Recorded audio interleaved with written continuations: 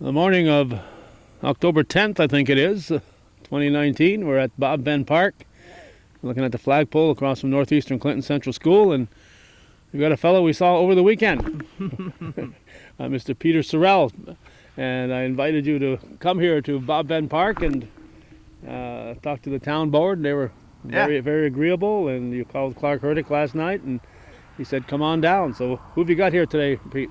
Well, we got my buddy Jeremy, who's from the Malone area, and we've got our two friends, Chris and Catlin, from Tacoma, Washington, or Seattle, Washington.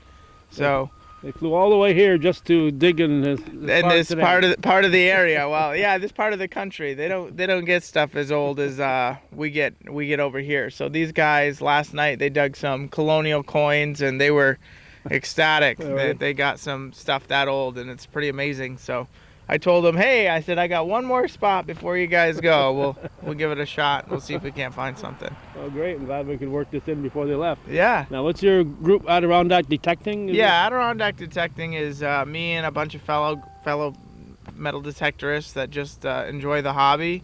And so basically what we do is just go out, knock on doors, and get permissions, and we kind of hunt together, and it's just a nice little group of people that enjoy the hobby and history. Okay, and we're here at this location here. This is Bob Venne Park, where there'll be Little League fields in the future. But before that happened, we thought it'd be a good time to come here and find what might be left, because in 1814, as you and I both know, the British invaded, and they first started showing up here in Champlain on August 28th, and they didn't leave here, this area here, until September 25th. So, in some capacity or another, I'm sure most of the troops were gone before that, but the last ones actually left here 4 weeks later on September 25th. So wow, they were here for a long time. It's a lot of troops, in a small area. So right, and the ones who came back from the Battle of Plattsburgh were tended to at the Dewey Tavern, which is just down the road a piece, a little north of where we are right now. And those who died were buried in the Dewey Family Cemetery, and we've tried for years to locate that cemetery exactly, because it was lost, but we're not sure. We put a flagpole of where our best guess was for it at the time, but we're not sure where the cemetery is exactly, but that's not what we're looking for today. We're looking for any kind of remnants that they might have left behind, and that with 14,000 troops, chances are somebody dropped something. Yeah, we're looking for buttons. We'd look for any sort of musket balls that they might have dropped, any sort of, they used to have plates on their slings, they used to have belt plates, so we're just trying to find whatever fell off their uniforms during that time. Okay. These guys would have been camping out here, so they would have had campfires. They would have been, if the button fell off, they would have been sewing on new ones. So all that stuff is things that we look for. So we love history, and realistically, if we don't find it, it's lost to the next generation. Yeah. It'll probably rot in the ground. A lot of these things are very fragile. They're made of pewter, and they will rot away. Well, most of them are very almost undistinguishable at this point. So it's only been 205 years. Oh, yeah. Only 205 years. Yeah, that's nothing. I know you want to get going here, so I won't hold you up much longer. But yeah, no problem. I met you because you had a pound of ground, a big dig up on the Stetson Road. Yeah, and that was amazing. We had an incredible turnout. I've talked to the town. I've talked to the townspeople, the community. Just the outpouring of support has been amazing.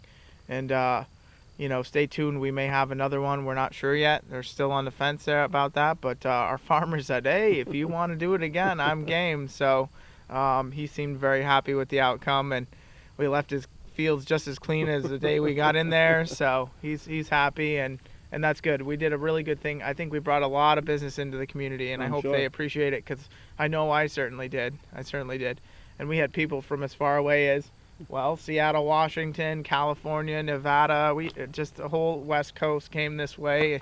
Never been to the North Country, and it's amazing to get those guys up here and have a look at our little area. Okay, and that farmer, of course, is Lance Rovers, and you had about, 1,200 acres or so? Oh, he's got more than that. I know that you were... Yeah, we were on probably a little less than 1,000, maybe 800 acres of it, so we've got probably another, we probably 4 or 5 times that amount left. Yeah, exactly, to dig, so and some incredible things were found, so there should be an article in the paper tomorrow with some of the finds. We sent them over to our reporter so he could take a look, but We had Revolutionary War stuff found. We had War of 1812. We had so many coins dating back to colonial times. There were Spanish reals, which were minted in Mexico, made their way all the way up here. Isn't that amazing? Wow. And so many little artifacts and different things, buckles and farm implements from 200 years ago. It's amazing the stuff people find. But we had the Clinton County Historical Association there documenting all the stuff that was found. So it was incredible. We had an amazing time. So, and everybody said you did great. So that's what I wanted to hear. There's more to come then. Yeah, for All sure. right. I don't want to hold you up here. We want you to find lots of good stuff and let us know what you find. Will do. Thank you, Calvin. All right. Thank you. Peter Sorrell here at Bob Venne Park in Champlain.